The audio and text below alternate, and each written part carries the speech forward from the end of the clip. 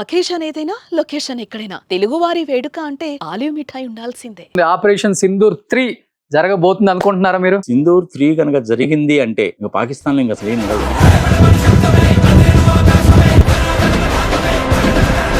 Operation 2లో నిజంగా అనుకోలేదు ఎవ్వరూ కూడా. ఆంధ్రప్రదేశ్కు చెందిన మురళీ నాయక్ అనే వ్యక్తి ఈ రోజు కాల్పుల్లో చనిపోవడం జరిగింది యుద్ధంలో. ఆ కుటుంబాన్ని చూస్తుంటే శోక సముద్రంలో మునిగిపోయారు. ఒకే ఒక్క కొడుకు.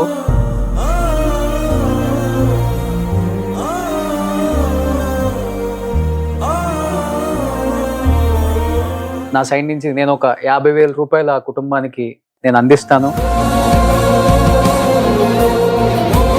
మేము అన్ని రకాలుగా సపోర్ట్ చేస్తుంది సుమన్ టీవీ ఎప్పుడు కూడా.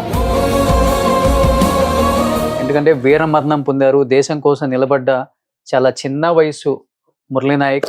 Salute Murali Nayak. Hi, hello, welcome to Suman TV. నేను మీ రోషన్. చూస్తున్నాం ఆపరేషన్ సింధూర్ 1 చాలా సక్సెస్ఫుల్గా మన ఆర్మీ అంతా కూడా చాకచక్యంగా శత్రువులను ఢీకొట్టడంలో చాలా సక్సెస్ఫుల్ అయ్యారని చెప్పుకోవచ్చు. బట్ ఆపరేషన్ 2లో నిజంగా అనుకోలేదు ఎవ్వరూ కూడా. ఆంధ్రప్రదేశ్కు చెందిన సత్యసాయి జిల్లా పెనుకొండ నియోజకవర్గం కోరుట్ల మండలంలో ఒక తండాకి చెందిన మురళీ నాయక్ అనే వ్యక్తి ఈరోజు కాల్పుల్లో చనిపోవడం జరిగింది యుద్ధంలో. చాలా చిన్న వయసు, నాకు తెలిసి లాస్ట్ ఇయరే అతను ఆర్మీకి వెళ్ళారని చెప్పారు. కాబట్టి ఒకసారి మీరు చూడొచ్చు, ఇక్కడ మురళీ నాయక్ కనిపిస్తున్నారు. చాలా చిన్న ఏజ్ అబ్బాయి. నేను ఇంతకు ముందు కూడా ఆ నియోజకవర్గ ఎమ్మెల్యే సవిత గారు, ప్రస్తుతం మంత్రి టీడీపీలో, లైవ్ అక్కడి నుంచి వాళ్ళ ఇంటి దగ్గర నుంచి మాట్లాడటం జరిగింది. నేను కూడా ఆ కుటుంబాన్ని చూస్తుంటే శోక సముద్రంలో మునిగిపోయారు. ఒకే ఒక్క కొడుకు. ఆ కొడుకుని వాళ్ళు చాలా ఇష్టంగా దేశం కోసం ఈ అబ్బాయిని ఆర్మీలోకి పంపించారు. నాకు తెలిసి 26, 27 ఉంటాయి. ఫస్ట్ ఆ అబ్బాయి ఆత్మకి ప్రగాఢ సానుభూతి తెలియజేస్తూ ఒక నిమిషం మౌనం పడుతున్నాం. నాగార్జున రెడ్డి గారు, please.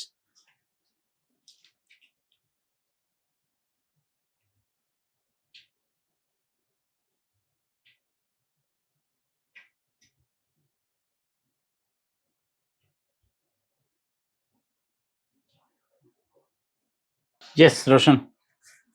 That's nice, the program after a very long time, beginning is good. జై భారత్.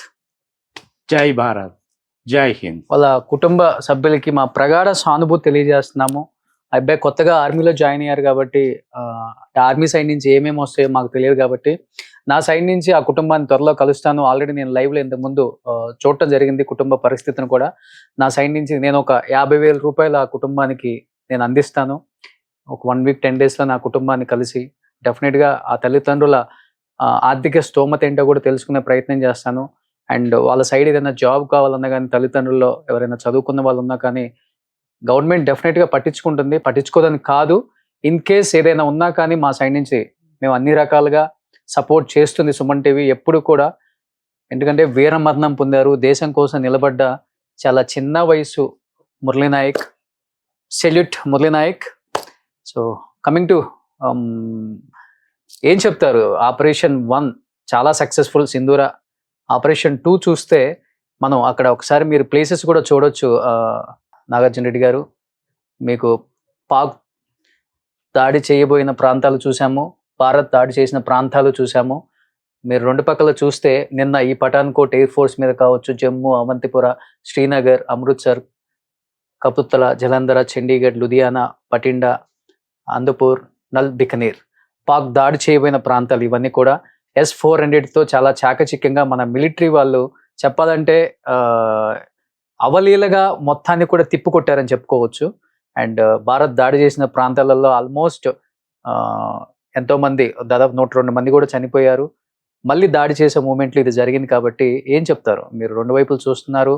అండ్ ఆల్రెడీ మనకు తెలిసిన ఫ్యాక్ట్, మన దగ్గర ఉన్న S-400 కావచ్చు, అంటే అది ఏ రకమైన స్పీడ్ అయినా కానీ తట్టుకునే కెపాసిటీ దానికి ఉంది. సో మంచి టెక్నాలజీతో కూడుకున్న S-400 అని చెప్తూ ఉంటారు. ఏం చెప్తారు ఫస్ట్ దాని గురించి మీరు? First of all, let me tell you this thing, Roshan. Let Naik's soul be rest in peace. మీరు ఏ విధంగా అయితే నా వైపు నుంచి ఆర్థిక సహాయం ఇంకొకటి అన్నారో, నేను కూడా చేద్దామని అనుకుంటున్నాను. ఫస్ట్ టైం విన్న తర్వాత let me do that. Of course నేను ఇండియన్ ఆర్మీ ఫోర్సెస్కి ఎవ్రీ ఇయర్ కూడాను వాళ్ళ ఫండ్కి ఎంతో కొంత డొనేట్ చేస్తూ ఉంటాను. యునెస్కో కూడా డొనేట్ చేస్తూ ఉంటాను. Let me see this. ఇప్పుడు ఇది మ్యాప్లో కనుక చూస్తే ఇవాళ లేటెస్ట్గా జరిగినటువంటిది ఇది. అవును, కరాచీ. ఈ కరాచీలో మెయిన్గా ఏంటంటే జనావాసాలు ఉంటారు, మంచి పోర్ట్ కూడా ఉంది వాళ్ళకి. 50% of the imports and exports అన్ని కూడాను ఈ కరాచీ పోర్ట్ నుంచే జరుగుతాయి. ఓకే, ఇంకా ఎక్కువ కూడా జరుగుతాయి. ఓకే. దీని హిస్టరీలోకి వెళ్తే 1857లో ఇది మొదలైంది. 1857 కరాచీ పోర్ట్ ట్రస్ట్ అంటారు అనమాట. సో దీన్ని యాక్చువల్గా ముందు మనం దీన్ని అటాక్ చేద్దాం అన్నటువంటి ఉద్దేశం మనకు లేదు. సింధూర్ అనేటువంటి దాంట్లో నువ్వు ఏ రకంగా అయినా సరే నిర్వచించుకోవచ్చు దాన్ని. బొట్టు, ఆడవాళ్ళని బొట్టు తీసేశారు కాబట్టి సింధూర్ అని పెట్టారు. బాగానే ఉంది అది. అవును, ఇట్స్ గుడ్ థింగ్. అవును, అది మన హిందూ సాంప్రదాయం ప్రకారం దానికి చాలా ఇంపార్టెన్స్ ఉంటుంది. సెకండ్ థింగ్, ఇంకోటి ఏంటంటే చేసింది ఇద్దరు కూడా మహిళలు. సింధూర్, సిన్ అంటే పాపం, దూర్ అంటే దూరం చేయడం, పాపాన్ని దూరం చేయడము. ఈ రకంగా కూడా తీసుకోవచ్చు. సరే ఇట్లా చెప్పుకుంటూ పోతుంది, మరి ఎన్ని రకాలుగానే తీసుకోవచ్చు. అది సింధూర్ 1, సింధూర్ 2. సింధూర్ 1 అనేటువంటిది కూడాను వాళ్ళు ప్రొవోకేట్ చేశారు కాబట్టి మనం చేసాం. ప్రొవొకేషన్ అనేటువంటిది 22వ తారీఖు ఏప్రిల్లో జరిగింది. 26 మందిని చంపేశారు. కొంచెం మన భద్రతా లోపం కూడా ఉంది. నిష్పక్షపాతంగా మాట్లాడుకుందాం, ప్రజలకు కూడా తెలియాలి కాబట్టి. Let me accept the thing also. ఎప్పుడైనా కానీ యుద్ధతంత్రంలో ప్రధానమైనటువంటి నీతి, ప్రముఖమైన నీతి ఏంటంటే రోషన్, ప్రజలకు కూడా తెలియాలి కాబట్టి స్వాట్ అనాలిసిస్ చేసుకోవాలి. కార్పొరేట్ ఎన్విరాన్మెంట్లో చేస్తుంటారు, అదే చేస్తారు ఇక్కడ కూడా. వాడి వీక్నెసెస్ ఏంటి ముందు తెలుసుకోవాలి. వాడి వీక్నెస్ ఏంటి? పాకిస్తాన్ ఆర్మీ బతికేదంతా కూడాను పాకిస్తాన్ ప్రజలు కట్టిన ట్యాక్స్ల మీద, ప్రపంచం ఇచ్చినటువంటి అప్పుల మీద. దేనికి సపోర్ట్ చేస్తారు ఆర్మీ అనేసి అంటే మన దేశం మీద యుద్ధం చేయాలనేటువంటిది వాళ్ళకి సెకండరీ ఆస్పెక్ట్ ఏమో, కానీ ఫస్ట్ ఆస్పెక్ట్ ఏంటంటే ముందు టెర్రరిస్టులను పెంచి పోషించాలి. అందుకని మనం సింధూర్ 1లో ఫస్ట్ టైం మనము 25 నిమిషాల్లో 9 టార్గెట్స్ని స్మాష్ చేసేసాం. అవును, చాలా సక్సెస్ఫుల్ విషయం. చాలా మంది ఏమనుకుంటారంటే, ఏంది మోడీ గారు ఏం చేస్తున్నారు, అసలు యుద్ధం చేయాలి కదా అంటారు. యుద్ధం చేయడం అనేటువంటిది అంత ఈజీ టాస్క్ కాదు రోషన్. ప్రజలు కూడా అర్థం చేసుకోవాలి. యుద్ధం కనుక చేయాలనే పని దానికి ముందు ప్రిపరేషన్ ఉండాలి. 14 లక్షల మంది ఇండియన్ ఆర్మీ ఉన్నారు, మనకి ట్యాంక్స్ ఉన్నాయి, అనేక రకమైనటువంటి అన్ని కూడా ఉన్నాయి. వీటన్నిటిని మనం ప్రిపేర్ చేసుకోవాలి. డిఫరెంట్ లొకేషన్స్లో, స్ట్రాటజిక్ లొకేషన్స్లో ఉంటాయి. వాటన్నిటిని సిద్ధం చేసుకోవాలి, మూవ్ చేసుకోవాలి, టెస్ట్ చేసుకోవాలి. ఈ వ్యవహారం అంతా ఉంటుంది. వాళ్ళు ఏదో 22వ తారీఖు చేశారు కానీ 23వ తారీఖు మనం చేయాలి అనేసి అంటే విల్ బికమ్ ఫూల్స్. అది కుదరదు. అందుకని 15 రోజులు టైం తీసుకున్నారు. ఇది ప్రజలు తెలుసుకోవాలి. కరాచీ మీద కొట్టినటువంటి దెబ్బ మామూలు దెబ్బ కాదు. Excellent thing. ఇది సెకండ్ టైం జరిగింది. ఇది ఫస్ట్ టైము 9 టార్గెట్స్ అన్నీ కూడాను వాళ్ళ టెర్రరిస్టుల యొక్క స్థావరాలని, అవును, ట్రైనింగ్ సెంటర్స్, వాళ్ళ ఆర్థిక సెంటర్స్ కూడా అవే. ప్రధానమైన నాయకులందరూ అక్కడే ఉంటారు. 9 సెంటర్స్, 25 నిమిషాలు. 6వ తారీఖు రాత్రి 1:20 నుంచి 1:45 వరకు 25 మినిట్సే. అవును, అది మన ఇండియన్ క్యాపబిలిటీ. ఈరోజు నువ్వు నేను ఇక్కడ కూర్చొని ఇంత ప్రశాంతంగా మాట్లాడుకున్నామంటే కారణం ఏంటంటే, భారత సైన్యము నా చెంత ఉన్నంత కాలము నాకేలా చింత అవసరమే లేదు, భయపడాల్సిన పనే లేదు. వాళ్ళని ఆర్థికంగా దెబ్బ కొట్టచ్చు, వాణిజ్య పరంగా దెబ్బ కొట్టచ్చు, నీటి పరంగా ఆల్రెడీ దెబ్బ కొట్టాము. సైబర్ వార్ గారు చేశారంటే ఇంకా అవుట్ వాళ్ళు. ఓకే, వాళ్ళ ఫైనాన్షియల్ ట్రాన్సాక్షన్స్ మొత్తం క్లోజ్. ఇవన్నీ కూడా బ్యాక్గ్రౌండ్ లో జరుగుతూనే ఉంటాయి. మనకు కనపడేది ఇదే. యాక్చువల్గా ఫుల్ వార్ వచ్చిందంటే మినిమం $12 బిలియన్ ఏదో కావాలి. వాళ్ళ దగ్గర $1 బిలియన్ కూడా లేదనేది ఒక టాక్. అరే వాళ్ళు అడుక్కు తినే దేశం అయితే, మన దగ్గర ఏమో $660 బిలియన్ ఫారెన్ కరెన్సీ ఉంది. వాళ్ళ దగ్గర $15 మిలియన్ మాత్రమే ఉంది. కరెక్ట్ గానే చెప్పాలంటే 2 రోజులు పెట్రోల్ ఖర్చు. సరే, ఇక ఆయుధాలు సంగతి సమాచారం తీసే, వాళ్ళ దగ్గర ఉన్నాయన్నీ కూడాను ఆ చైనా వాళ్ళు ఇచ్చిన పనికి మన సెకండ్ క్లాస్ ఎక్విప్మెంట్. అది మన ఇంట్లో దోమల బ్యాట్లు వాడతామా? 6 నెలల తర్వాత పనిచేయవుగా. అందుకే కదా చైనా రాడార్ వ్యవస్థ కూడా మొత్తం ధ్వంసం చేసేసారు. అన్ని కూడా అలాగే ఉంటాయి. కానీ ఒకటి మటుకు ప్రజలు గుర్తుపెట్టుకోవాలి, అమెరికా వాళ్ళు కానీ చైనా వాళ్ళు కానీ వాళ్ళ యొక్క ప్రధానమైనటువంటి ఉద్దేశము వ్యాపారము, వ్యాపార ధోరణిలోనే ఉంటారు. రష్యా వాళ్ళు మనకు హెల్ప్ చేశారంటే వాళ్ళు తిరిగి మన దగ్గర నుంచి ఏమి ఆశించారో కానీ మనమే ఇస్తుంటాం. ఓకే, ఇజ్రాయిల్ వాళ్ళు ఉన్నారు అనేసి అంటే దేశము ఏర్పడడానికి కారణము మీరే అని వాడు రాజ్యాంగంలో రాసుకున్నారు కాబట్టి వాళ్ళు హెల్ప్ చేస్తారు. ఓకే. సైబర్ పరంగా, టెక్నాలజీ పరంగా వాళ్ళు హెల్ప్ చేస్తారు. 100% మనస్ఫూర్తిగా హెల్ప్ చేస్తారు. రష్యా వాళ్ళు కూడా అలాగే హెల్ప్ చేస్తారు. కానీ అమెరికా వాళ్ళు, చైనా వాళ్ళు వ్యాపార ధోరణితోటి మాత్రమే ప్రవర్తిస్తారు కానీ ఏది చేయరు. ఓకే. ఇప్పుడు జరిగినటువంటి ఇది పాకిస్తాన్ ప్రజల మీద కాదు, పాకిస్తాన్ ఆర్మీ స్థావరాల మీద కూడా కాదు. కొంతవరకు చెప్పాలంటే ఫస్ట్ టైం చేసింది ఆర్మీ స్థావరాల మీద కాదు, టెర్రరిస్ట్ క్యాంప్స్ మీద మాత్రమే. ఇప్పుడు వాళ్ళు మనల్ని మళ్ళీ ప్రొవోకేట్ చేశారు కాబట్టి వాళ్ళు మన ఆర్మీ స్థావరాల మీద, మన ప్రధానమైనటువంటి నగరాల మీద టార్గెట్ చేయాలి అని చెప్పి మొదలు పెట్టారు కాబట్టి మనకు చేయక తప్పదు. అవును. ఇది ప్రొవకేషన్ అనమాట. ఇది యాక్చువల్గా వార్ అంటే ఏంటంటే మనము వార్ అని చెప్పి మనం డిక్లేర్ చేయాలి. అవును. యునైటెడ్ నేషన్స్ వాళ్ళు ఫ్రేమ్ చేసినటువంటి దాని ప్రకారము ప్రజలకు కూడా తెలియాలి కాబట్టి ఓకే. వార్ చేస్తున్నాం అని చెప్పి మనం డిక్లేర్ చేయాలన్నమాట. ఇప్పటివరకు మనం డిక్లేర్ చేయాల. వాళ్ళు చేసేటువంటి కార్యక్రమాలు చూసి మనం రిటాలియేట్ చేస్తున్నాం కానీ వారికి దిగల ఇంకా మనం. అంటే ఒకటి నాగార్జున రెడ్డి గారు, ఇక్కడ చూస్తే మనకి మిలిటరీ మీరు అన్నట్లుగానే 14.5 లక్షల మంది ఉన్నారు మనకి. వాళ్ళైతే ఉన్న మిలిటరీ వాళ్ళే వద్దు మాకు ఈ మిలిటరీ అని చెప్పేసి వెళ్ళిపోవడం కూడా మనం చూసాం. ఇంకొకటి చూస్తే మన దగ్గర ఉన్న అత్యాధునిక టెక్నాలజీ, ఏదైనా మన దగ్గర ఉన్న టెక్నాలజీ వాళ్ళ దగ్గర లేదు, మన దగ్గర ఉన్నంత ఎక్విప్మెంట్ కూడా వాళ్ళ దగ్గర లేదు. అయినప్పటికీ ఫస్ట్ వార్ జరుగుతుంది, జరగాలి, ప్రాణ నష్టం జరుగుతుంది, నీళ్ళు ఇవ్వకపోతే ప్రాణాలు తీస్తాం, రకరకాల డైలాగ్స్ చేశారు. అంటే వాళ్ళ దగ్గర ఎక్విప్మెంట్ లేదు, అండ్ చూస్తే మ్యాన్ పవర్ లేదు, మిలిటరీ మ్యాన్ పవర్ కూడా లేదు, ఏమీ లేదు. అయినా కానీ మన మీద కావాలని బురద జల్లాలనే చూశారు, రెచ్చగొట్టాలనే చూశారు.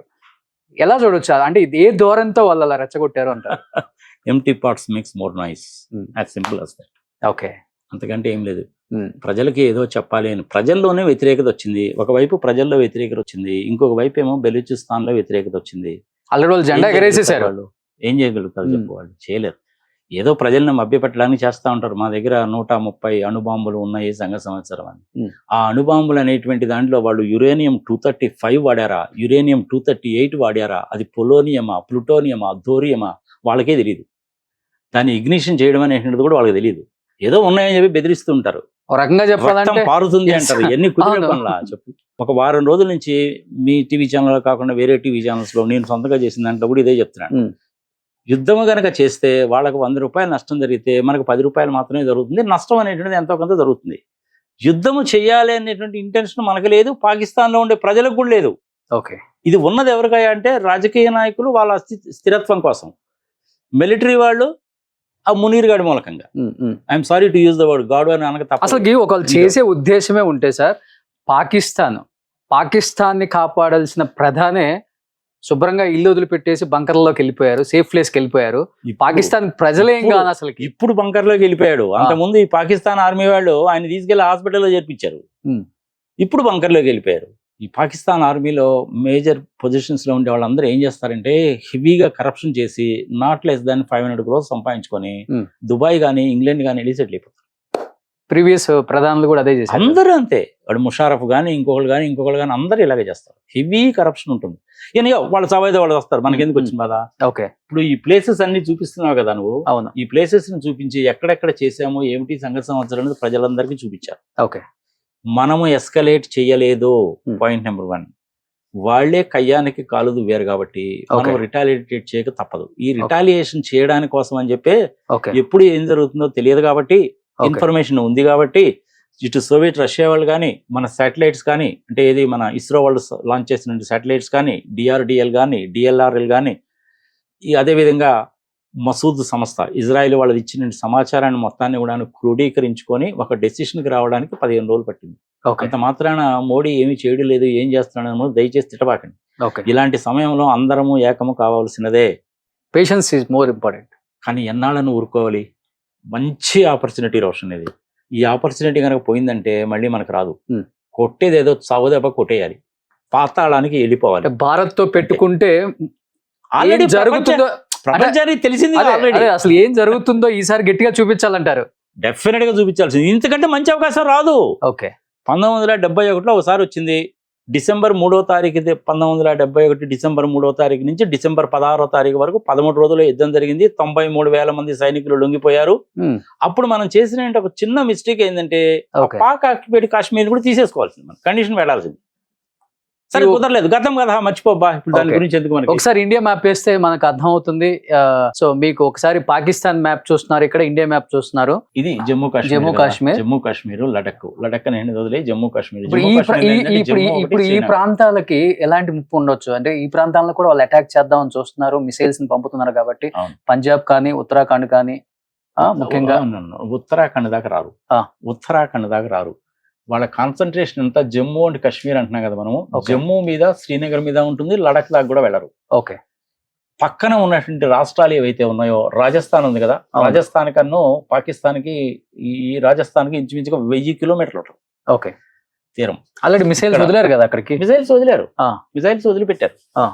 వాళ్ళు మిజైల్స్ అనేటువంటిది 8 మిజైల్స్ వదిలిపెట్టారు. 8 మిజైల్స్ కూడా మన S-400 సిస్టమ్ అనేటువంటిది వాటిని కూల్చేసింది. అవును. ఇప్పుడు ఒక్కటి చెప్పు రోషన్, సింధూర్ 1లో మనం ఓన్లీ టెర్రరిస్ట్ కాంప్రమైజ్ చేశాం కానీ, ప్రజలు ఉండే దగ్గర కానీ, వాళ్ళ సైనిక స్థావరాల మీద కానీ, వాళ్ళ పోర్ట్స్ మీద కానీ, ఎయిర్పోర్ట్స్ మీద కానీ ఎక్కడా చేయలేదుగా, ఎక్కడ ప్రాణ నష్టం లేదు అసలుకి. చేయలేదు కదా. అవును. టెర్రరిస్ట్ క్యాంపుల మీద మాత్రమే చేస్తున్నామనే చెప్పాం. అలాంటప్పుడు వాడు దానికి రిటాలియేషన్ అంటే, మన దగ్గర టెర్రరిస్ట్ క్యాంపు లేవు కాబట్టి చేయలేడు. ఓకే. మరి ఇంకప్పుడు దేని మీద చేయాలి? Hmm. ప్రజావాసాల మీదన్నా, మన మిలిటరీ వాళ్ళ మీదన్నా చేయాలి. ఓకే. ప్రజల మీద చేసిన, మిలిటరీ క్యాంప్స్ మీద చేసిన, అది వార్ అవుతుంది. ఓకే. ఏ వార్ అనేటువంటిది ఏంటంటే, మనము యునైటెడ్ నేషన్స్ లో ఉండేటువంటి రెగ్యులేషన్స్ ప్రకారము డిక్లేర్ చేయాలి. మనం డిక్లేర్ చేయాల, మరి దాన్ని deemed to be a war అనేటువంటిది లీగల్ గా వాడతారు. ఇలాంటి పదాలు మన నోటికి వచ్చినాయి కదా, 4 ఇంగ్లీష్ ముక్కలు మన ఇష్టం వచ్చినప్పుడు వాడడానికి వీల్లేదు. ఓకే. ఇది ఫుల్ స్కేల్ వార్ కాదు. But ఫుల్ ఇది- స్కేల్ వార్ అంటే డిక్లేర్ చేయాలి. ఓకే. ఒకసారి ఇండియా మ్యాప్ వేస్తే, సో మీరు అన్నారు ఇక్కడ 800-900 కిలోమీటర్లో ఇది ఉన్న ఈ రాజస్థాన్. ప్రాంతాలకే ఎటువంటి ముప్పు ఉండదు అని చెప్తున్నారు. కానీ ఒక పక్కన చూసుకుంటే మనకి మీడియాలో హల్చల్ అవుతుంది, 2 తెలుగు రాష్ట్రాలకు భారీ నష్టం అని చెప్పేసి రకరకాలుగా భయపిస్తున్నారు, భయభ్రాంతులను చేస్తున్నారు. చెప్పాలంటే అసలు ఈ ఆంధ్రప్రదేశ్ తెలంగాణ పరిస్థితి అంటే ఏమని చెప్తారు? మనకి హైదరాబాద్ లో BHEL కానీ, HAL కానీ, IDPL కానీ, DRDL కానీ, DLRL కానీ, భారత్ డైనమిక్స్ లిమిటెడ్ కానీ, ఇవన్నీ కూడా మనం ఇంత దూరం తెచ్చి ఎందుకు పెట్టుకున్నాం? వాడికి అంత సీన్ లేదు కాబట్టి. ఓకే. ఇంచుమించుగా 1700 కిలోమీటర్ల దూరం ఉంటది. వాళ్ళ దగ్గర ఉండే మిజైల్స్ ఇవి కూడాను 300 కిలోమీటర్ల కంటే పోవు. ఏడదాకా ఏడవుతాడు. అందుకని ఆంధ్రప్రదేశ్ లో, తెలంగాణలో ఏదో జరిగిపోతుందని కంగారు పడాల్సిన పని లేదు. కానీ తెలంగాణ ఏరియాలో కొంచెం కంగారు ఎందుకు పడతారు అనేసి అంటే, పాకిస్తాన్ నుంచి వచ్చి వీసా అయిపోయిన తర్వాత కూడా ఉంటున్న వాళ్ళు ఉన్నారు, స్లీపర్ సెల్స్ ఉన్నారు. అవును. బర్మా నుంచి అస్సాం వచ్చి, అస్సాం నుంచి బెంగాల్ వచ్చి, బెంగాల్ నుంచి హైదరాబాద్ ఓల్డ్ సిటీలో ఉన్నటువంటి రోహింగ్యీలు కూడా ఉన్నారు. ఓకే. అందుకని మనం అలర్ట్ గా ఉండాలంటాం. ఓకే. గతంలో కూడా జరిగింది కాబట్టి. ఆర్మీ వాళ్ళు ఇక్కడ దాకా వచ్చి చేసేంత సీన్ ఉండదు. ఓకే. ఇక్కడ ఇది ఏ ప్రాంతాలు ఎఫెక్ట్ అయ్యే అవకాశం ఉందంటారు? రాజస్థాన్ ఒకటి, పంజాబ్, జమ్మూ. జమ్మూ. జమ్మూ అంటే జమ్మూ కాశ్మీర్ అనేది రాష్ట్రం, ప్రజలు గుర్తుపెట్టుకోవాలి. అవును. జమ్మూ కాశ్మీర్ అనేది రాష్ట్రం. జమ్మూ వేరే, శ్రీనగర్ వేరే. జమ్మూ మీద, శ్రీనగర్ మీద చేశారు. జమ్మూ, శ్రీనగర్, చండీగఢ్, కురుక్షేత్ర, జలంధర్, అమృత్సర్, ఊరి, ఇట్లాంటి ప్లేస్ అన్నింటిలో కూడా మొత్తం ఒక 16-17 ప్లేసులు సెలెక్ట్ చేసుకునే ఏవైతే ఉన్నాయో అవన్నీ కూడాను శ్రీనగర్. ఇది చాలా ఇంపార్టెంట్ ప్లేస్. ఓకే. అవంతిపూర. ఇక్కడ మన మంచి ఎక్సలెంట్ బేస్ ఒకటి ఉంటుంది. ఓకే. పఠాన్ కోట్ కూడా అలాంటిదే. ఓకే. అమృత్సర్ లో ఏంటంటే మన గ్రేట్ గ్రాండ్ సర్దార్జీకి సంబంధించిన గోల్డెన్ టెంపుల్ ఉంది. ఓకే. ఆ టెంపుల్ మీద చేయాలి అనేటువంటిది వాళ్ళ ఉద్దేశం. ఓకే. అందుకని మనం అక్కడ కూడా ఏం చేశారంటే, మిజైల్ సిస్టమ్ నన్ను, రాడార్ సిస్టమ్ ని విత్ ఇన్ 6 hours లో ఎస్టాబ్లిష్ చేశాం. ఓకే. కపూర్తల బేస్ అది. జలంధర్ ఇది industrial place as well as Punjab లో ఉంటుంది. చండీగఢ్ 2 రాష్ట్రాలకి రాజధాని. చండీగఢ్ లో కూడా బేస్ ఉంది. వాళ్ళ ఉద్దేశం ఏంటంటే, చండీగఢ్ లో ఏంటంటే చాలా విశాలంగా ఉంటాయి రోడ్లు కానీ, ఇవి చాలా విశాలంగా ఉంటాయి. Industrial place as well as military place కూడా. అందుకని దీన్ని టార్గెట్ చేశారు. Okay. Bathinda, this is also military place. ఇది ఇధాంపూర్, ఇది కూడా నాకు మంచి మిలిటరీ బేస్ ఉన్నటువంటిది. అట్లనే ఇవన్నీ కూడా పాల్గోటి, ఇట్లాంటివన్నీ కూడా. భూజ్ కూడా, భూజ్లో ఇంతకుముందు కూడా వాళ్ళు చేశారు. అనంతనాగు, భూజ్ ఇక్కడంతా కూడా జరుగుతూ ఉంటాయి. ఊరి, అనంతనాగు, భూజ్ ఇక్కడంతా కూడాను చాలా దగ్గరగా ఉండేటువంటి ప్లేసెస్. అందుకని ఏం చేశారంటే, అన్ని ప్లేసెస్ లో కూడా బ్లాక్అవుట్ ఎత్తేసారు. ఒక్క జమ్మూలో మాత్రం ఉంచారు, జమ్మూ కాశ్మీర్ లో మాత్రమే ఉంచారు. ఓకే. బ్లాక్అవుట్ అంటే ఏంటి అసలు, అది కూడా ప్రజలకు తెలియాలిగా. బయటికి రాకండి, మిద్దె మీద ఎక్కి తమాషాలు చూడకండి, ఏదైనా తెచ్చుకోవాల్సి ఉంటే బయటికి వెళ్ళకండి, స్కూల్స్ కి కాలేజ్ కి వెళ్ళకండి, ఎవడు మానవ మాత్రుడు అనేటువంటి వాడు రోడ్డు మీద కనపడకండి, అందరూ ఇంట్లోనే ఉండండి అనేటువంటిది బ్లాక్అవుట్. ఓకే, ఇక్కడ కనిపిస్తుంది మీకు చూడండి, ఇండియా సక్సెస్ఫుల్ టార్గెట్స్ May 7. అవును, పాకిస్తాన్ ఫెయిల్డ్ అటెంప్ట్స్ అన్ని కూడా ఫెయిల్ అయిపోయాయి అన్నమాట. మీకు కరెక్ట్ క్లియర్ గా చూస్తే మీకు LOC ceasefire వాళ్ళు మనల్ని రెచ్చగొట్టడం అనేటువంటిది ఎక్కడ మొదలు పెట్టారంటే ఇదిగో ఇక్కడే మొదలు పెట్టారు. అవును, ఆ ప్రాంతంలోనే మన తెలుగువాడు అయినటువంటి నాయక్ చనిపోయింది. అవును, 1 year అయిందట అతను. 1 year అయిపోయింది. అవును. మీరు ఏదో 25-26 సంవత్సరాలు అన్నారు కానీ 21 సంవత్సరాలకు మించి ఉండవు అతను. ఉండవు. ఆహా. చాలా చిన్న ఏజ్ అబ్బా. అదే లైన్ ఆఫ్ కంట్రోల్. ఓకే, ఒకసారి పాకిస్తాన్ మ్యాప్ చూపిస్తే మనకు అర్థమవుతుంది. ఇంకా ఏ ప్లేసెస్ మనం టార్గెట్ చేసే అవకాశం ఉందంటారు? ఇంకా ప్రధానంగా తగలాల్సిన దెబ్బ ఎక్కడ తగలాలరా బాబు అంటే 3 places. లాహోర్ లో తగలాలి. ఒకసారి చూపించబాబు. నేను అనుకున్నటువంటిది కరాచీ పోర్టు 1857 నుంచి ఉంది. వాళ్ళ ట్రేడ్ అంతా అక్కడి నుంచే జరుగుతుంది. ఇంపోర్ట్స్ అనేటువంటిది వాళ్ళకి ఇన్కమ్ కూడా వస్తుంది కాబట్టి దీని మీద సాలిడ్ దెబ్బ కొట్టాలని అనుకున్నాను, పడిపోయింది. కొట్టేశారు. అవును, రాత్రి 2 గంటల దాకా మానిటర్ చేస్తూనే ఉన్నాను నేను కూడా. సాలిడ్ దెబ్బ పడాలి అనుకున్నాను, పడిపోయింది. నెక్స్ట్ థింగ్ పడాల్సింది ఎక్కడ? లాహోర్ మీద పడాలి. ఓకే, లాహోర్ మీద కూడా సాలిడ్ దెబ్బే పడింది. రావల్పిండి మీద పడాలి, రావల్పిండి మీద కూడా పడింది. ఓకే, చాలు. పాకిస్తాన్ ఏంటంటే ఇలా లెంత్ ఉంటుంది, విడ్త్ ఎక్కువ ఉంటుంది, లెంత్ ఎక్కువ అనుకుంటా, విడ్త్ తక్కువ లేదబ్బా. కరాచీ మీద సాలిడ్ దెబ్బ పడింది అంటే వాళ్ళు కోలుకోవడానికి ఇంకొక 25 ఏళ్ల కంటే ఎక్కువ పడుతుంది. ఓకే, సో ట్రేడ్ మొత్తం పోయినట్టే. అసలే కరువులో ఉన్నారు, ఇంకా కోలుకోవడానికి ఇంకా మళ్ళీ 25 years ఈజీ పడుతుంది. ఎందుకంటే మూలిగా నక్కనేది మీ తాటిగా పడ్డట్టు. అందుకని మన వాళ్ళు దీన్ని టార్గెట్ పెట్టారు. వాళ్ళు ఏం చేశారు, ఈ ప్లేసెస్ ని అంటే మనకు మిలిటరీ ఇన్స్టేషన్స్ ఎక్కడ ఉన్నాయో అక్కడ టార్గెట్ పెట్టారు. టార్గెట్ పెడతారన్న సంగతి తెలుసు కాబట్టి S-400 సిస్టమ్ ని రెడీ చేసి పెట్టుకున్నారు. ఈ S-400 సిస్టమ్ అంటే ఎంత పవర్ఫుల్ సిస్టమో తెలుసా? ఇది రష్యా వాళ్ళు తయారు చేసినటువంటిది. S-400 అంటారు దాన్ని. ఈ S-400 సిస్టమ్ మేము కొనుక్కుంటున్నాము అంటే అమెరికా వాళ్ళు మన మీద చాలా ఆంక్షలు పెడతామని చెప్పి బెదిరించారు. చూసారులే పోయా బాబు, నా దేశము నా ప్రజలు ఇంపార్టెంట్, నువ్వెంత నీ యాక్షన్ ఎంత దిక్కునోడికి చెప్పుకోపోని ఎక్కడా అనకుండా సైలెంట్గా కొనుక్కున్నాం. 5 systems ఆర్డర్ ఇచ్చాము, 3 డెలివరీ చేశారు, ఇంకొక 2 డెలివరీ కావాల్సింది. ఇప్పుడు ఆ సిస్టమ్స్నే ఉపయోగించాము. ఓకే, ఈ ఏరియాస్లో జరిగినటువంటి వాళ్ళ దాడిని అన్నిటిని కూడా ఎదుర్కోవడానికి మనం ఆ సిస్టమ్స్ని ఉపయోగించాం. ఎంత ఎక్యురేట్గా ఉంటాయంటే 250 కిలోమీటర్ల దూరంలో వాళ్ళ విమానం కానీ డ్రోన్స్ కానీ కనుక బయలుదేరితే ఆ సిస్టమ్కి తెలిసిపోతుంది. అది కెమెరాస్ ఉంటాయి, హై రిజల్యూషన్ కెమెరాస్ ఉంటాయి, ఇన్ఫ్రారెడ్ టెక్నాలజీ కూడా ఉంటుంది అందులో.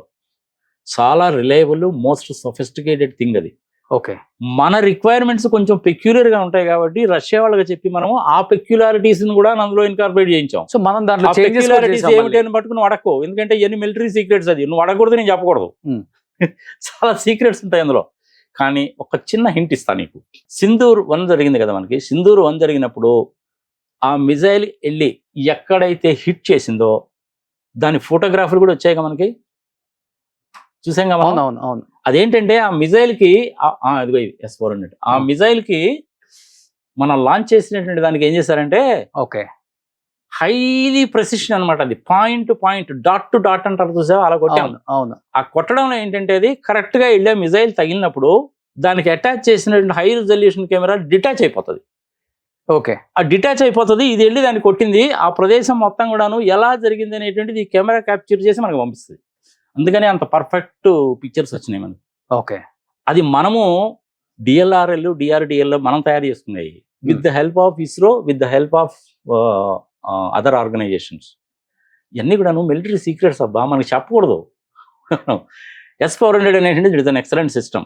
ఇంతకుముందు 1999లో కార్గిల్ వార్ వచ్చినప్పుడు Bofors guns, Bofors howitzer 77 HP guns మనల్ని ఎలా ఇది సేవ్ చేసాయో ఈ S-400 సిస్టమ్స్ కూడా అలాగే ఉంది. ఓకే, అంటే ఈసారి కంప్లీట్ వార్ ప్రకటించకుండా ఈ ఆపరేషన్ సింధూర్ 1, 2 ఇలా 3 ఉంటుంది అనుకుంటున్నారు. రేపు చెప్పలేము. రేపు ఇవంటే ఇవాళ నైట్ 12 తర్వాత అన్ని కూడాను ఊహాగానాలు, చర్చించుకోవడాలు తప్ప ఏముండవు. ఈ ప్రపంచానికి దండం పెడతాను గురించి మనం రేపు పొద్దున సూర్యోదయం ప్రపంచం అంతా కూడా ఆపరేషన్ సింధూర్ 3తో పరిచయం అవుతుంది అనుకుంటున్నారు మీరు? చూడాలి, వేచి చూడాలి మన కేబినెట్ ఏం డెసిషన్ తీసుకుంటుంది. ఎందుకంటే మన కేబినెట్, రాష్ట్రపతి యాజ్ వెల్ యాజ్ ప్రధానమంత్రి మోడీ గారు కూడాను సైన్యానికి ఫుల్ పవర్స్ ఇచ్చేశారు. మీరే ప్లాన్ చేసుకోండి, మీరే డిజైన్ చేసుకోండి, మీరే డే టు టైమ్ ఫిక్స్ చేసుకోండి, చేయండి, no interference, you go head అని చెప్పారు. ఓకే, కంప్లీట్గా మిలిటరీ వాళ్ళే చేస్తున్నారు. Hmm. మిలిటరీ పవర్ ఎలా ఉంటుంది అనేటువంటిది ఒకసారి ప్రపంచానికి రుచి చూపించాం. Hmm. పాకిస్తాన్కి కాదు, ప్రపంచానికే రుచి చూపించాం. సెక్రటరీ ఇటుపక్క ఒక ఆమె, ఇటుపక్క ఒక ఆమె, మంచి ర్యాంక్స్లో ఉన్నటువంటి వాళ్ళు, డెకరేటివ్ ర్యాంక్స్ అంటారు వాటిని. డెకరేటివ్ ర్యాంక్స్లో ఉండేటువంటి 2 మహిళలు, వాళ్ళ చేత చెప్పించాం మనము. కారణం ఏంటి? సింధూర్ చాలా బాగా చెప్పారు వాళ్ళిద్దరు కూడా. కర్నల్ వింగ్ కమాండర్ ఇద్దరు కూడా. Wing commander. అందుకనే ఆ లెవెల్లో ఉండేటువంటి వాళ్ళని ఏమంటామంటే మనం డెకరేటివ్ ఆర్మీ పర్సనల్ అంటాం. మనం డెకరేటివ్ అంటాం అనమాట. స్టార్స్ అవి ఉంటాయి.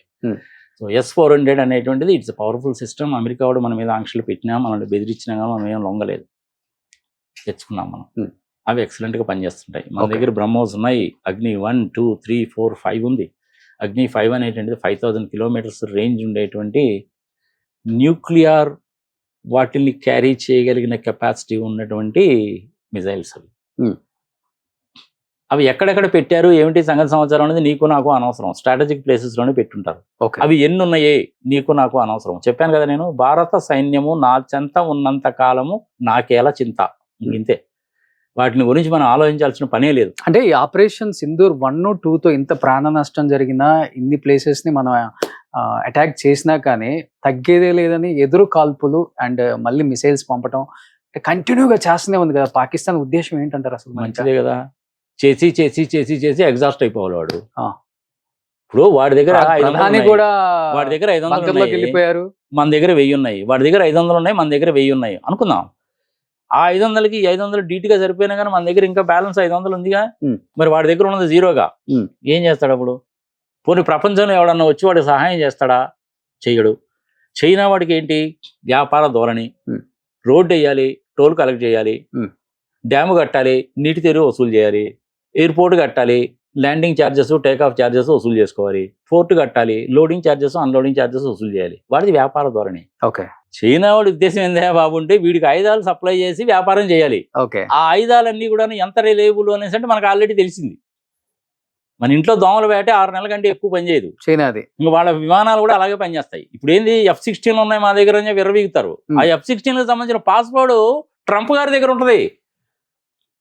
ఇది సీక్రెట్. ఇది ఇంకా నువ్వు ఇంత దూరం వచ్చింది కాబట్టి చెప్తున్నాను నేను. వాళ్ళు పాస్వర్డ్స్ వాళ్ళ దగ్గర పెట్టుకుంటారు. ఎందుకంటే వీడు ఎవడి మీద పోతాడో, ఎప్పుడు పోతాడో, ఏం చేస్తాడో. నేను అమ్ముతా, నువ్వు డబ్బులు నా దగ్గర కొనుక్కో, కానీ కంట్రోల్ మొత్తం నా దగ్గర ఉంటుంది. ఓకే, అదే వ్యాపార నైజం అంటే. ఓకే, F-35 ఆఫర్ చేశారా మనకి? మనం ఏ సంగతి చెప్పలేదా? టెక్నాలజీ ట్రాన్స్ఫర్ చేయమన్నా మనం చేయలేదు. వాడు టెక్నాలజీ ట్రాన్స్ఫర్ చేయడం అంటే ఏంది? డిజైన్స్, డ్రాయింగ్స్ మొత్తం మనకి ఇవ్వాలి.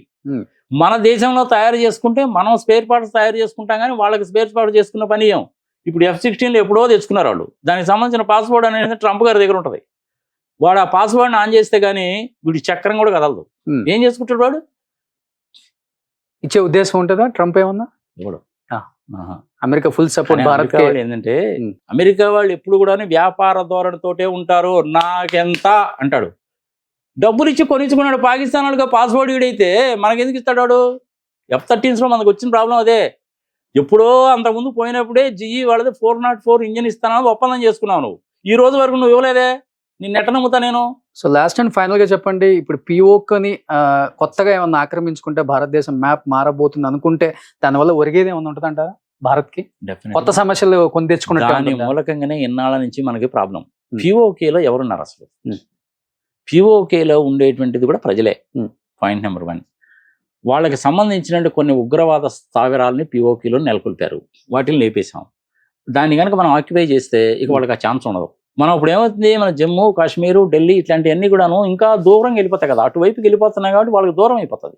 చివరికి అల్టిమేట్గా వాళ్ళకి ఏం మిగులుతుంది? ఇప్పుడు బెలూచిస్తాన్లోనూ గిల్గిత్ వాళ్ళు కూడాను అక్కడే ఉన్నారు. ఈ ఆక్యుపైడ్ కాశ్మీర్లోనే కదా వాళ్ళు ఉంది. వాళ్ళు ఒకవైపు యుద్ధము, మిలిటరీ ఆఫీసర్స్ రిజైన్, బంకర్స్లోకి పోయారు, డబ్బులు లేవు, ఎక్విప్మెంట్ ఏమో చైనా వాళ్ళది, F-16 పాస్వర్డ్ ఏమో ట్రంప్ గారి దగ్గర ఉన్నాయి. ఇజ్రాయెలీ వాళ్ళు మనకి హెల్ప్ చేస్తారు, అమెరికా వాళ్ళు మనకి హెల్ప్ చేస్తారు. వాళ్ళ దగ్గర మన దగ్గర ఉన్న ఎక్విప్మెంట్లో పోల్చుకుంటే వాళ్ళ దగ్గర 10% కూడా లేదు. ఎందుకు మనతోటి వాళ్ళకి యుద్ధం? పొయ్యే కాలం వస్తే ఇలాగే ఉంటుంది. శనీశ్వరుడు నెత్తి మీద కూర్చుంటే ఇలాగే ఉంటుంది. ఓకే, ఎవడు కూడాను పాకిస్తాన్ని ఈసారి భారతదేశం నుంచి సేవ్ చెయ్యలేడు. ఇంతకంటే మంచి అవకాశం రాదు రోషన్. మంచి అవకాశం వచ్చింది. ఇప్పుడు పడే దెబ్బ ఎలా పడాలంటే పాతాళానికి వెళ్ళిపోవాలంతే. ఇంకా తిరిగి కోలుకునే ఛాన్సే లేదు. పాకిస్తాన్ ప్రజల మీద మనకి ద్వేషము లేదు.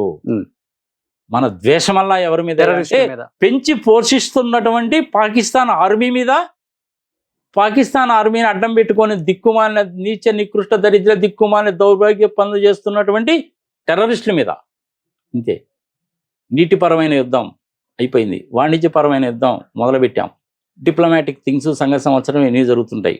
ప్రపంచంలో ఉండేటువంటి వాళ్ళందరూ నేను నీకు డెఫినెట్గా నీ వెంట వస్తాను అని చెప్పేటువంటి వాళ్ళు చాలా తక్కువ ఉంటారు. ఓకే.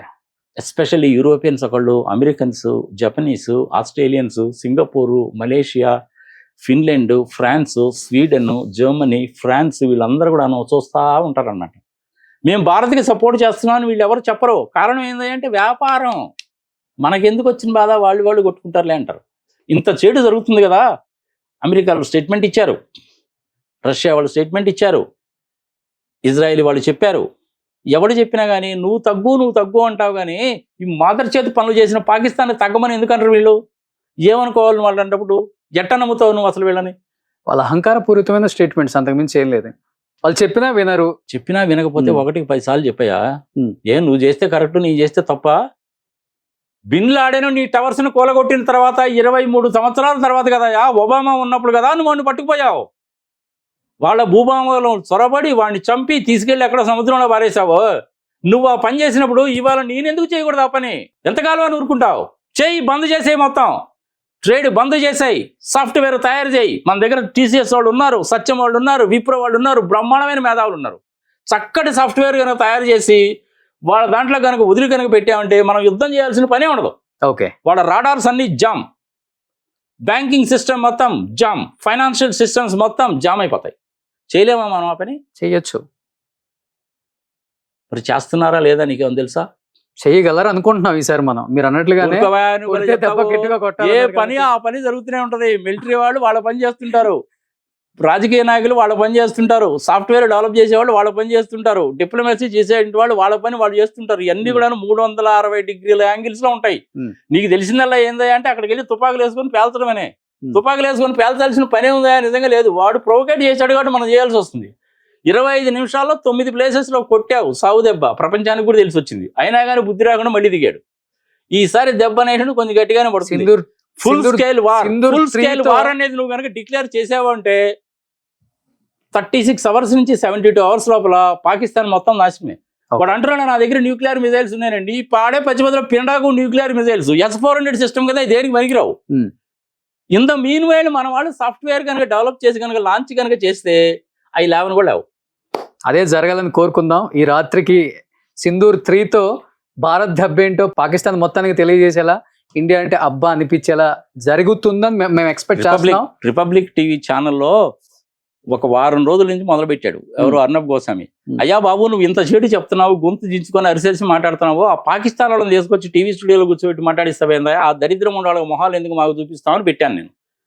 ఇంకా అప్పటి నుంచి తీసేసి మా టీవీలో కూడా ఒక పాకిస్తానీ రిపోర్టర్ ఉన్నారు, చూడండి ఒకసారి. తీసేసాడు. వద్దు, ఎందుకంటే అరే అసలు వాళ్ళ పేర్లు తలుచుకోవాలంటే మనకు చిరాకు ఉండదు. అయితే अल्लाह की मुलाकात होगी, दुनिया में उन पर क्या बीती इस पर भी बात होगी.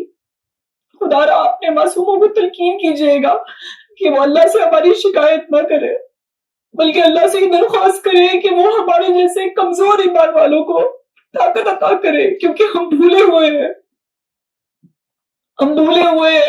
कि मनफत एक है. ఇగో వీళ్ళు ఇలాగే కన్నీళ్ళు గారుతుంటారా? నువ్వు వాళ్ళ కన్నీళ్ళకి లొంగిగానే పోయావంటే మళ్ళీ ఇంకోసారి దెబ్బేస్తారు మనకి. తీసే. సో ఒక్కసారి చెప్పండి లాస్ట్ అండ్ ఫైనల్ గా. అంబట్ రాయుడు కూడా ఒక స్టేట్మెంట్ ఇచ్చాడు, an I for I makes the world blind అని చెప్పి కూడా. ఎలా చూడొచ్చు అంబట్ రాయుడు స్టేట్మెంట్? అంటే ఫస్ట్ 28 మంది చంపినప్పుడు ఎలాంటి ట్వీట్ చేయలేదు, ఎలాంటి వీడియో రిలీజ్ చేయలేదు. అట్ ది సేమ్ టైం మన వాళ్ళు ఎప్పుడైతే అటాక్ చేశారో సింధూర్ 1తో, సింధూర్ 2తో నిన్న ఒక ట్వీట్ అయితే చేశారు. ఎలా చూడొచ్చు అంబట్ రాయుడు ట్వీట్ ని? ఏంటి ఆ ట్వీట్? అది అంటే ఒక కన్ను పోయిందని ఇంకో కన్ను పోగొట్టుకుంటామా? ఇలా చేస్తే ఏమవుతుంది? ప్రపంచం అంతా అంధకారం అయిపోతుంది కదా. ఎవరి కన్ను పోయింది? అంటే మన 28 మంది ఫస్ట్ చనిపోయారు కదా, మన కన్ను పోయిందని చెప్పేసి వాళ్ళ కన్ను మనం పొడుస్తున్నాం. అసలు కన్ను పోగొట్టుకునేటువంటి అవకాశం ఎందుకు ఇచ్చావయ్యా నువ్వు? ఈ 75 సంవత్సరాల నుంచి మనం చేసిన తప్పుడు పని అదే. పోనీలే పాపం అనుకుంటే వాళ్ళు మరీ రెచ్చిపోతున్నారు. ఎంతకాలం అని చెప్పి ఊరుకుంటావు నువ్వు? ఇలాంటి దిక్కుమాల స్టేట్మెంట్స్ తీసే ఒక కన్ను పోయిందని చెప్పి రెండో కన్ను పోగొట్టుకుంటావు అనేసి అసలు కన్ను పోయేటువంటి అవకాశం దాకా పరిస్థితి దాకా ఎందుకు తీసుకొచ్చావు నువ్వు? ఓకే, ఈ దెబ్బ ఏదో 1971లోనే పడింది. 13 రోజులు వారు, 93,000 మంది సైనికులు. అప్పుడే నువ్వు కనుక తేల్చేసుకొని ఉంటే ఈ పని ఉండేది కాదు కదా. అప్పుడు కూడా ఏంటి, అమెరికా వాళ్ళ పక్కన లేదు నువ్వు తగ్గు అన్నారు. 1971లో నువ్వు తగ్గు అన్నారు. ఇప్పుడు 2025లో ఉన్నావు. ఇప్పుడు కూడా మళ్ళీ వాళ్ళు అదే స్టేట్మెంట్ ఇస్తారు. నీ సొమ్మేం పోయింది, నువ్వు అలాగే అంటావు. మరి మా సంగతి ఏంటి? 2001లో నీ ట్విన్ టవర్స్ని కూలగొట్టి 3,000 మందిని చంపేశారని నువ్వు వచ్చి పాకిస్తాన్లో వాడిని తీసుకొని వెళ్ళి చంపేసి వాళ్ళ కుటుంబ సభ్యులు చంపేసి తీసుకెళ్లి సముద్రంలో వేస్తే తప్పు లేదా? ఇప్పుడు నేను కనుక ఈ పని చేస్తే నువ్వు తప్పు అంటావా? నువ్వు న్యాయమా ధర్మమా? ప్రజలు విజ్ఞతకు వదిలేద్దామయ్యారు. సో లాస్ట్ అండ్ ఫైనల్ గా ఏం జరుగుతుంది? ఆపరేషన్ సింధూర్ 3 జరగబోతుంది అనుకుంటున్నారా మీరు? సింధూర్ 3 కనుక జరిగింది అంటే ఇంకా పాకిస్తాన్లో ఇంకా అసలు ఏం మిగలదు. ఓకే, అణు యుద్ధాలకి దిగుతారా? దగ్గర అంత సీన్ లేదు. ఓకే, ఈ రెండో దాంతో వాళ్ళకి బుద్ధి రావాలి. ఓకే, ఇప్పటికీ బుద్ధి రాలేదు అంటే మనం ఏమి చెయ్యాలి అనేటువంటిదే కదా నువ్వు అడుగుతున్న క్వశ్చన్. ఒకటికి రెండోసారి అడుగుతున్నావు. వదిలిపెట్టే సమస్య లేదు. ఓకే, దెబ్బ అనేటువంటిది సాగు దెబ్బ ఎట్టపడాలి అనేసి అంటే పాతాళలోకానికి వెళ్ళిపోవాలంతే. ప్రపంచం మొత్తానికి కూడా తెలియాలి ఇండియా ఏంటి అన్న సంగతి. ప్రపంచం మన దగ్గర ఉన్న వెపన్స్ గురించి చాలా మందికి తెలియదు. నువ్వు అడుగుతున్నావు కాబట్టి చెప్తున్నాను. మన దగ్గర లేజర్ గన్ అని ఒకటి ఉంది. ఆ లేజర్ గన్ తోటి నువ్వు కనుక ఉపయోగిస్తే 360 డిగ్రీల యాంగిల్స్లో తిప్పొచ్చు దాన్ని మనం. ఆ లేజర్ కనుక ఉపయోగించామంటే విమానాలు కూడా కాలిపోతాయి. మిజైల్ సంగతి మర్చిపోను. విమానం కాలిపోయిందంటే ఆ విమానానికి అటాచ్ చేసిన మిజైల్స్ ఉంటాయా? కాలిపోయి. లేజర్స్ని నువ్వు చాలా రకాలుగా ఉపయోగించవచ్చు. సాఫ్ట్వేర్స్ని కూడా చాలా రకాలుగా ఉపయోగించవచ్చు. టీసీఎస్ వాళ్ళకి కనుక చెప్తే మామూలుగా అయితే ఏంటంటే వాళ్ళు పనికి మాలిన సాఫ్ట్వేర్లు టీసీఎస్ వాళ్ళు తయారు చేయరు. కానీ ఇది దేశానికి సంబంధించిందండి. గోపాలకృష్ణ గారు అనుకుంటాను ఇప్పుడు ఉన్నది సీఈఓ కింద, రతన్ టాటా గారు పోయిన తర్వాత. దేశానికి సంబంధించిందండి. ఒక మంచి వైరస్ని తయారు చేయండి అన్నాం అనుకో, వారం రోజుల కంటే ఎక్కువ పడదు. తయారు చేసి ఇచ్చారంటే ఇంతే. పెగాసిస్ లాగే మన దగ్గర ఆ కెపాసిటీ లేదనుకుంటున్నాం. ఏంది Y2K ప్రాబ్లంకే సొల్యూషన్ చెప్పింది మనం అయితే ప్రపంచానికి. మనం చేయలేకపోవడం ఏంది? కానీ ఇది జరుగుతుందా లేదా అంటే బ్యాక్గ్రౌండ్లో జరుగుతూనే ఉంటుంది. ఓకే, రెండోసారి కూడా నేను చెప్పా మళ్ళీ ఇదే విషయం. అవునా? ఎట్ట చెప్పగలుగుతున్నాను నేను? అలా పనిలో ఉన్నారు కాబట్టి. నేను కూడా సాఫ్ట్వేర్ కన్సల్టెంట్ నేనబ్బా. ప్రోగ్రామ్స్ ఎలా రాయాలో నాకు తెలుసు. పెద్ద కష్టమైన పని ఏం కాదు. వారం రోజుల్లో ప్రోగ్రామ్ రాయొచ్చు. 2 రోజుల్లో ప్రోగ్రామ్ రాసి 3 రోజుల్లో టెస్ట్ చేసి సంగతి సమాచారం కనుక చేస్తే same to same Pegasus software లాగానే పనిచేస్తుంది. ఓకే, ఈ పాటికి ఆ పని చేసే ఉంటారు. ఇంకొక 2 రోజులు వెయిట్ చేయి, reserve bank of Pakistan transactions మొత్తం స్టాప్ అయిపోయి ఉంటుంది చూడు. Okay. So thank you so much Nagarjuna గారు. రైట్. మరొక్కసారి మన వాడికి మురళీ నాయక్ చేతనైనటువంటి సహాయం చేద్దాం. ఆయన కుటుంబ సభ్యులు ఎవరు కూడా బాధపడాల్సిన పని లేదు. ఇండియాలో ఉండేటువంటి ప్రతి పౌరుడు కూడాను ఒక్కొక్కడు ₹10 ఇచ్చినా కానీ ఎన్ని డబ్బులు వస్తాయో క్యాలిక్యులేట్ చేసుకోండి. ₹10 చాలు. ఎలాంటి ప్రాణ నష్టం జరగకూడదని మనస్ఫూర్తిగా కోరుకుందాం. డెఫినెట్ గా పాకిస్తాన్ ప్రజల మీద మనకి ద్వేషము లేదు. వాళ్ళని ఇబ్బంది పెట్టకూడదు. పాపం వాళ్ళు అసలే అడుక్కు తినే పరిస్థితిలో ఉన్నారు. చాలా మంది పాకిస్తాన్లో ఉండే యువత ఈ దేశంలో మేము బతకలేరా బాబు, ఏదో ఒక దేశంకి పెళ్ళాం పిల్లలతో పోయి బతుకుదామనే ఉద్దేశంతో ఉన్నారు. కానీ వాళ్ళ మైండ్స్ని ఖరాబ్ చేశారు. ఇండియాలో ఉండేటువంటి 24 కోట్ల మంది ముస్లిమ్స్లో రోషన్ ఒక్క 0.1%, 0.2% ఎవరైనా ఉంటారేమో కానీ మిగిలిన వాళ్ళు అందరూ కూడా ఇండియాకి సపోర్ట్ చేసేవాళ్ళు. Thank you so much and జోహార్ మురళీ నాయక్. జై భారత్.